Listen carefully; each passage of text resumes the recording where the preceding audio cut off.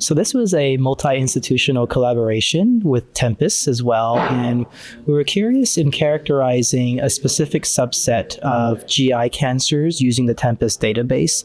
Specifically, we were looking at MTAP-deleted tumors to look at potential new findings that could guide the development of a new class of drugs called PRMT5 inhibitors.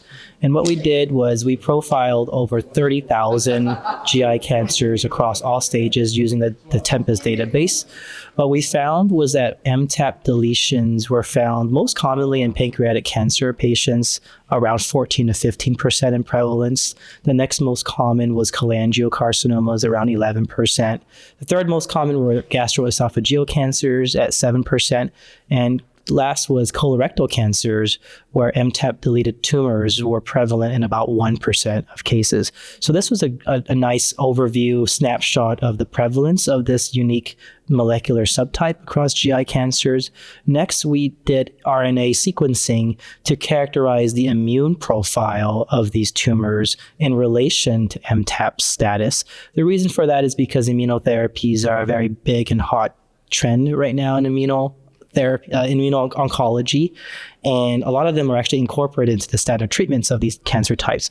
What we found was that in pancreatic cancer, cholangiocarcinoma, and colorectal cancers, they actually had a reduced proportion of B cells and CD4 T cells. Specifically in pancreatic cancer and cholangiocarcinoma, there was reduced CD8 T cells as well.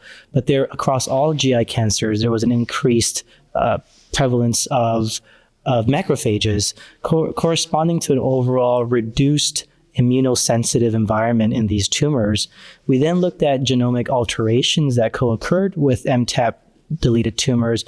We found that in cholangiocarcinoma, there may be some coexistence with BRAF alterations and FGFR2 fusions.